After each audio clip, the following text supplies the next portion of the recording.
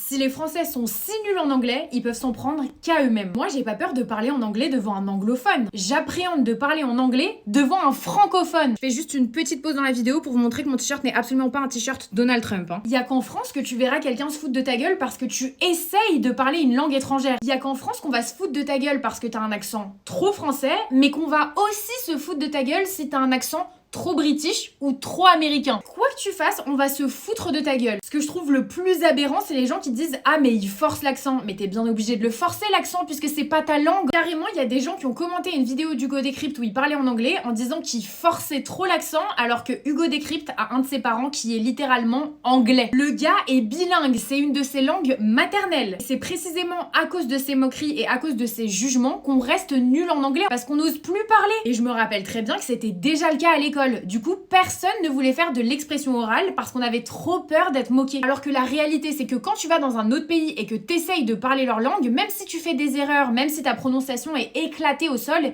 ils vont être contents en fait. Ils vont t'encourager.